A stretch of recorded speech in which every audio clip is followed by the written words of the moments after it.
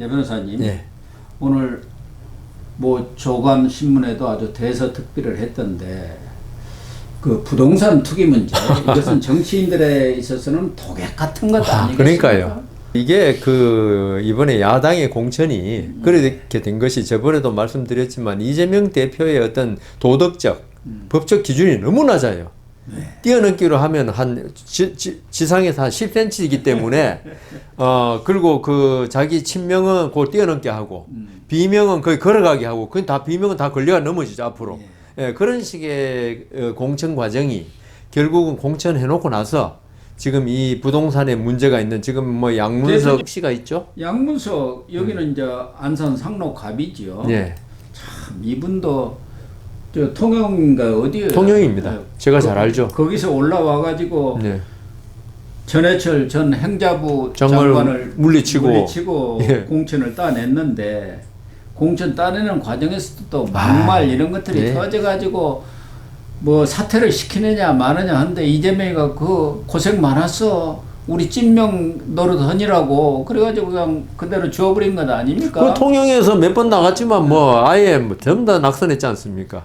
그런데 문제는 서초구 잠원동 아파트를 2021년에 그 대학생 딸이 예. 주택담보대출을 11억을 1억을 받았죠. 아니 대학생 딸이 무슨 22살인가 그랬던 것 같은데. 주택담보대출을 어떻게 받습니까? 그러니까요. 그걸 수입이 없는데. 예. 그 재산이라고는 예금 150만 원밖에 없는데. 예. 그 11억을 갖다 대출을 해주는 그 새마을금고입니까? 어딘가요? 대구 수성에 있는 새마을금고네요. 그거 참 대단한 새마을금고네요. 부동산이라든가 이런 데서 어떻게 연결을 시켰는지 모르는데 그러니까 이 딸을 사업자로 등록을 시켜가지고 예. 사업자 대출로 받았다는 거 아닙니까? 이게 허위 대출 아니에요? 그러니까 사기죠. 이게 사기죠. 우리가 이거는 11억이니까 예. 특정 경제범죄 가중 처벌되는 법률 위반이 될 수도 있어요. 지금 허위 서류로 예. 대출을 했다는 그런 지금 언론 보도가 나오고 있습니다. 왜 그러냐면 딸이 사업을 하려면 안 했으니까. 사업을 한 것처럼 허위 서류를 만들었을 거 아닙니까? 아니 그리고 프로그램이에요. 지금 문제가요. 예. 이 사업자 등록을 냈다고 근거해서 대출해 준 게 아니고 그 사업체의 실적을 봅니다. 예. 근데 그 실적을 이번에 트럼프도 그랬지만 실적을 과장, 허위 만들어 가지고 제출을 했다는 가능성이 아주 높아요. 예. 그리고 이게 언제 이루어졌냐? 문재인 정부 때 이루어졌습니까? 이거? 어디요? 이 대출이. 2021년이라니까요. 그러니까 문재인 정부 때잖아요. 네, 그렇죠. 그러니까 이게 개인은 이렇게 대출을 받을 수가 없어요. 예, 예. 그리고 11억 정도면은 조그만 새마을금고 같은 게 있죠. 예. 엄청난 돈이죠. 중앙에 새마을금고 중앙에 이런 데 전부 다 보고를 하고 그걸 받아야 될 거야 아마. 예. 이 정도 금액이면은. 그렇죠. 11억이 적습니까? 그러면은 이게 그 자체 조그만 지역 새마을금고가 예. 11억을 갖다가 이런 그 실적이 어떤지 실사도 안 해보고 실사를 해야 될 거 아닙니까? 직원이 나가 대출을 11억 어떻게 보면은 조그만 새마을금고는 그 11억이 부도나면 흔들흔들 할 거니까. 아니 대학생 한 20살 먹은 대학생이 사업자라고 해서 돈을 대출을 요구했는데 11억을 바로 그러니까 그게 대출을 말이 안 되기 때문에 새마을금고에 대해서 영향력을 미칠 수 있는 누군가가 있을 수 있다는 거죠. 영향력을 미쳤겠죠. 그러니까 안 그러고는 이게 대출이 될 수가 없잖아요. 그 양문석 씨가 누군지 저기 문재인 정부의 같은 핵심이다. 친문 세력 예. 쪽에 아주 잘 알고. 그러니까요. 이재명 대표하고도 친하다. 가깝다. 그럼 부탁했겠죠. 네. 그러니까 이게 대출이 일어나지. 그러니까 이거는 있죠. 부동산 투기나 뭐 이런 문제가 아니고 있죠. 어떤 정권의 권력형 비리도 될 수 있는 문제거든요. 이건 형사 사건 아닙니까? 그러니까요. 수사를 해야 할. 아니 제가 볼 대출을 때는 했다는데. 이거는 그 청와대에 있는 뭐 비서관, 행정관, 네. 양문석 후보가 잘 아는 사람이 있을 거 아닙니까? 비서관 행정관뿐만 아니라 수석한테도 그러니까요. 할 수 있는 사람이니까. 위치에 있는 사람이. 그 새마을금고에다가 경제수석이라든가 그쪽에 비서관한테 그 새마을금고 이 얘기 좀 좀 해주세요. 이야기 좀 해달라고. 네. 그러니까 다만 우리는 이제 이거는 확인은 우리가 할 수도 없고 예. 다만 이게 11억이라는 큰 돈이 지역에 조그만 동네 새마을금고에 나갔을 때는 이게 정상적인 방법은 나갈 수가 없다. 그리고 자기 지역도 아니고. 그러니까 대구 왜 대구에 통영에 가야지. 통영 새마을금고 가야죠. 그래서 이 부분은 이게 진짜 문제네요.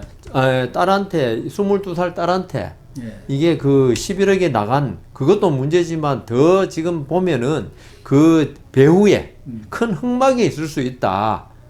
그래서 이거는 그 이런 거야말로 즉각적으로 예. 이 검찰이나 경찰에서 수사에 들어가야 하는 거 아니에요? 수사에 들어가야죠. 그 누가 그 아마 국민의힘 쪽에도 고발하지 않겠습니까? 그리고 양문석 후보도 저희들도 뭐 잘 아는 사람 네, 아닙니까? 방송에도 같이 나오고 예, 했어요. 늘 같이 했었는데 네. 후보도 그 부분에 대해서는 뭐 사과를 국민 눈높이에 했더라고요. 맞지 네. 않는 거 사과 눈높이가 아니고요. 눈높이는 도덕적으로 조금 잘못했을 때, 예. 뭐 그 옛날에 유해창 씨 아들 같이 몸무게가 줄어가지고 못 갔을 때, 이 국민의 그 마음에 상처를 주도 사과하는 거지. 이거는 좀 전에 제가 말씀드린 대로 예. 상당히 이거는 뭔가 조금 도저히 정상적인 법 절차로는 납득이 안 되는 그런 게 있기 때문에 이 부분. 양문석 후보도 그 점을 인정을 했더라고요. 다만 이게 좀 너무 우리가 일반인이 볼 때는 가당치 않은 그 방법이고 그런 형식이니까 그런 거지. 제가 볼 때는 이거는 뒤에 뭔가 있다. 그런 생각이 듭니다. 그 지역에는 지금 장성민 국민의힘 후보가 나가 있습니다. 네. 대통령실 미래기획관을 예, 했죠. 하다가 험지로 자기는 나가겠다. 대통령실 특히 뭐 수석이라든가 이 미래기획관이 수석급입니다. 수석보다는 바로 낮지만 비서관보다는 위에죠. 예. 그러니까 험지에 나가서 한번 뛰어보겠다. 예. 당시로는 아마 장성민 후보가 나갈 때는 예. 양문석 정도는 뭐 생각을 안 하고 전해철이를 가서 한번 꺾어버리겠다. 강적이다. 당연히 전해철이가 공천을 안 받겠냐. 그러니까요. 더군다나 친문의 좌장격이고 예. 장관까지 한 사람이니까 여기 가서 그가 제일 어떻게 보면 험지 중에 험지죠. 이기면 자기 나가가지고 정치적 위상이 탁 올라가고. 올라가죠. 근데 양문석이가 나올지는 생각도 못했죠. 장성민 후보야 과거 TV 조선에서 시사 탱크라고 고교수님하고 저희들 많이 같이 했지 않습니까? 최고 인기 프로를 아유, 그게 진행을 오랫동안 했죠. 언변도 좋고 머리도 명석하고 여기도 뭐 책이 장성민 후보가 지은 책이 여러 권 있습니다. 뭐 DJ의 양아들이라고 하는 사람 아닙니까? DJ가 30대 초반 때 국정 상황실장을 시켰습니다. 그러니까요. 그 그 정도로 당시 동교동계 원로라든가 중진들은 안 된다고 했는데도 DJ가 한 말이 있지 않습니까? 장성민은 잘 쓰면 약이고 못 쓰면 독이다. 그 정도로 머리가 네, 아주 뛰어난 그런 머리를 갖고 그러니까 이번에 오히려 어떻게 보면 좀 크게 지금 고무되어 있겠는데요. 득을 봤다고 할 수 있죠. 예. 또 지역에서도 엄청나게 열심히 뛴다고 하더라고요. 또 고향이 또 호남이니까 네, 밤낮으로 예. 뭐 열심히 할 거예요. 워낙 열심히 하는 사람이에요. 보면 원래가 시사 탱크 할 때도 아이고. 작가들이 이렇게 그 저기 질문지 만드는 본인이 다 해요. 그거. 예, 다 다시 와서 예. 자기 스타일로 딱 예. 고쳐갖고 하니까 그때 아주 최고 인기를 그러니까요. 누렸죠. TV조선이 아주 그 인기 프로그램이었죠. 그래가지고 막 친문 정권도 그때는 문재인 때 아닙니까? 비판을 하니까 잘려버렸죠. 그래서 저희들도 다 잘렸죠. 다 같이 예. 또 하나는 이제 화성을의 공영은 그다음 현대자동차 예. 사장 출신 아닙니까? 인재 영입으로 예, 했는데 이 사람은 성수동에 땅과 건물을 아들한테 이렇게 넘겨주었어요. 2017년에 11억에 매입을 했는데 지금 30억이 돼버렸고 그리고 증여세 자기가 내주고 다 내주고요. 근데 그 다음 날 그 산표 산표 시멘트 있는데 그 성수 그리고 대교 지나다 보면 그거 현대가 인수하기로 했잖아요. 그게 그러니까 문제죠. 자기가 내부 정보를 다 아는 거죠. 그리고 봐야죠. 이 현대자동차에 그 정도 인재 영입할 정도의 인재 같으면요. 네. 여기에 규제가 어떻게 되고 다 합니다. 그런 그 기업 내부에 어떤 이 관청에 출입하는 그 담당 직원이 있어요. 네. 그래가지고 이 공무원들하고 아주 친해요. 그런 사람들은. 규제 허가 이런 것 때문에. 네. 이 때문에 뭐 현대 그 인수하는 업체의 부사장이 사장쯤 되면은 요 땅이 언제 어떻게 되고 다 알고 있어요. 아니 그리고 그 땅을 현대가 사는데 그러니까요. 모를 리가 없지 않습니까? 그 다음 날 딱 그 증여 규제가 강화됐잖아요. 네. 그러니까 이거는 뭐 한 몇 년 전에 그랬다. 이러면 뭐 증여하고 싶어 증여했다 하겠지만 이거는 뭔가 구린 데가 있고. 관악갑에 네. 박민규 네. 후보인데 오피스텔을 연한채 가지고 임대업을 하고 있는데 또 일가족 오피스텔 수십 채를 한 동에 거의 다를 가지고 있다는 예, 뭐 그런 것 같아요. 예. 그럼 이런 사람은 국회의원 하려고 하지 말고 그 임대 사업 해야죠. 임대 사업하는 게 맞잖아요. 그런데 이런 더불어민주당이 있죠. 이런 게 참 모순되는 게 더불어민주당이 항상 내세우는 게 서민을 위한 정당 예. 이런 건데 이 오피스텔에 들어가 있는 사람들이 20대, 30대 지금 집 못 구하고 그다음 서울에서 그 이 생활 형편이 진짜 어려워가지고 지방에서 올라와서 이런 사람들이 들어간 데가 여기란 말입니다. 예, 그러니까 그 지역에 국민의힘 후보인 유종필 네, 전 후보가 관악구청장이죠. 20대 그 청년들 등골 빼먹어 그러니까요. 그 돈으로 국회의원 하겠다, 금배지 달겠다는 거냐 이렇게 지금 비판하고 자기들이 비판하는 국민의힘은 있죠. 본래 그런 사람을 칩시다. 근데 자기들은 있죠. 내로남불 그 전형적인 그런 건데요.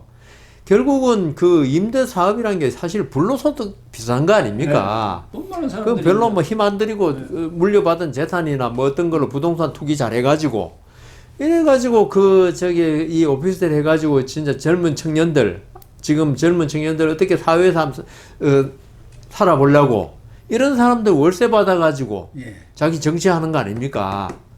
그런데 이 박명규 후보는 민주당에 뭐 오피스텔도 오피스텔이지만 주소지를 관악구라고 신고. 그렇죠. 관악구면 관악에서 살아야죠. 실제는 서천가요? 방배동에 산다는 거 아닙니까? 방배동이 아주 큰 집들 많은 부자 동네 그러니까 아닙니까? 옛날에 뭐 도덕촌이라고 그랬습니다. 하도 부자가 많아가지고. 그러니까 또 김기표 부천을 이 사람은 저 문재인 정부 때 반부패 비서관 하다가 부동산 들어갔을 때문에 때도 3개월 예. 만인가 이 그 부동산 문제가 제기돼 갖고 사퇴를 한 사람이에요. 예.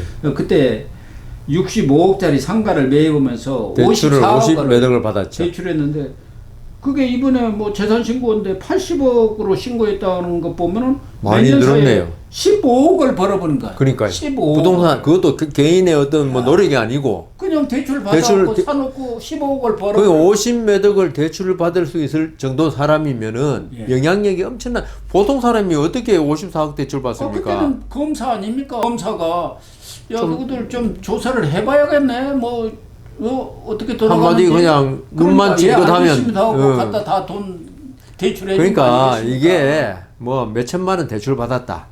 뭐 이런 건 모르겠는데 보통 사람은 도저히 엄두도 못 낼 54억 이런 걸 대출 받았을 때는 있죠. 이것도 아까 양문석 저기 후보 말처럼 이거 어떤 영향력을 행사한 거 아니냐. 이런 사람들이 봐야죠. 어떤 서민을 위하는 정당의 후보가 돼가지고 부장검사 어떤 사람인데 영향력을 행사했다고 그러니까요. 봐야 중앙지검의 부장검사가 얼마나 셉니까? 이것도 일종의 갭 투자 아닙니까? 보면은. 네, 투자죠. 예, 자기 돈 별로 하면서 안 들이고 몇 년 사이에 15억을 벌어볼 그 수. 이자 다 냈다 하더라도 다른 사람 평생 벌어도 이걸 못 버는데. 15억이라는 게 보통 돈입니까? 예. 여기는 이재명의 측근 김용 변호인 아닙니까? 그러니까 그래도 공천 받은 거죠. 예, 여기가 지금 서른 의원직인가 그 지역일 겁니다. 그 서른 의원도 기뻐하겠는데요. 특히 이번에 많은 국민들한테 상실감이랄까 이런 것을 준 게 조국 혁신당의 비례 1번이 박은정 예, 아닙니까? 맞습니다. 부장검사 출신이고 이재명 윤석열 검찰총장 시절에 법무부 감찰 담당관 하면서 윤석열 찍어내게 앞장선 예. 사람이고 그 남편이 바로 이종근 대검 형사부장 했죠. 서부지검장도 했었죠. 예, 예. 아주 대표적인 친문검사 아닙니까? 그런데 이 사람들이 이종근 예, 이제는 변호사가 됐죠. 예. 변호사 10여 개월 만에 41억을 벌었다는데 우리 여변호사님 지금 나온 지가 한 13년 됐는데 41억은 그냥 10억도 못 벌었는데 이 참 검찰 출신이 좋긴 좋은 것 같아요. 박은정이는 그거 정관예우냐 하니까 정관예우를 받았으면 160억은 벌었어야 정관예우라고 한다는데 통이 크네요. 정관예우가 그렇게 160억을 버는가? 검사 판사들은 정관예우가 없습니까? 제가 진짜로 검사들은 자기들끼리 봐주니까. 검사는요 이 전화 변론도 많고요. 네. 그 수임계도 안 내고 그런 게 많아요. 그리고 검사는 어떤 이 동지애 네. 이런 게 있어가지고 그러니까요. 마치 행정부에 뭐 어떤데 국세청이나 나가면 봐주듯이 검찰이 이 법원 판사들은 왜 평소부터 사법부 독립 그래가지고 그 다른 판사하고 그렇게 이렇게 섞이려고 그러지를 않아요. 판사는 각자 독립해서 재판을 예. 하고 검사는 동일체 아닙니까? 검사는 이게 위에서부터 아래까지 다 합의되어 있는데요. 자기들이 수사할 때 있죠. 너무 고생했다. 우리 왜 군대 갔다 오면 전우회 있잖아요. 예. 검사는 검우회가 있어요. 진짜 있어요. 예. 그래가지고 나하고 같이 고생했던 사람 나가면 도와줘야 한다.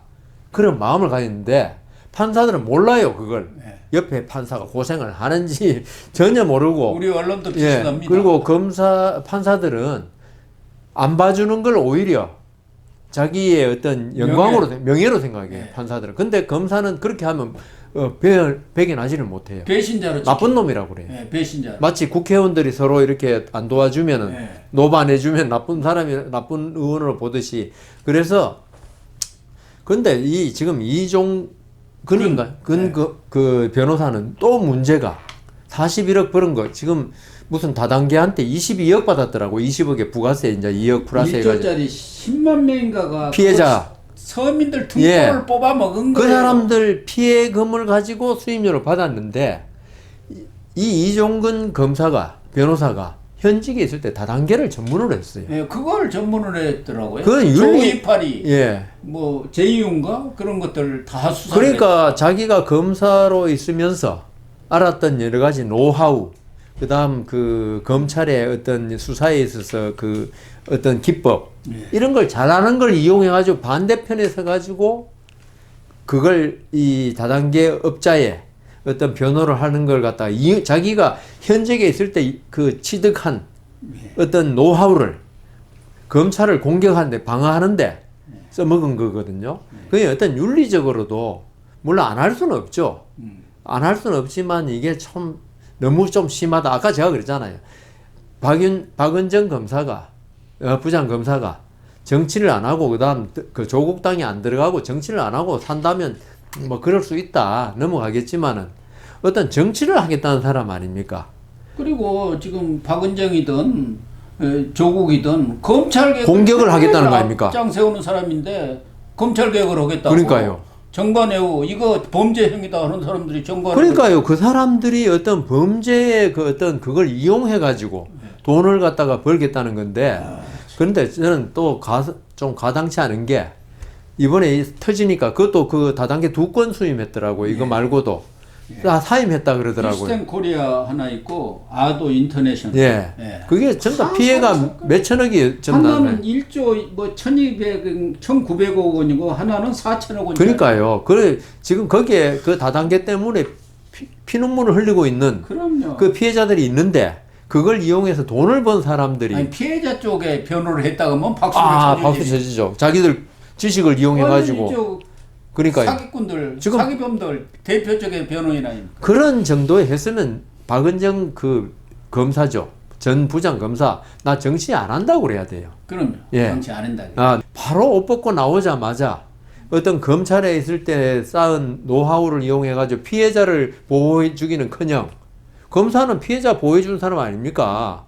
뭐 본인이 아니라고는 하지만 자기 남편이 한 건 뭐 그게 그거죠. 그걸 가지고 둘 다 친문 검사고 예. 그거 다 아는데 그 부부가 진짜 그렇게 해가지고 한 사람은 돈 벌고 한 사람은 국회의원 하고 권력 잡고. 지금 국회의원은 거의 뭐 기호 1번이면 뭐 당선 확정이죠.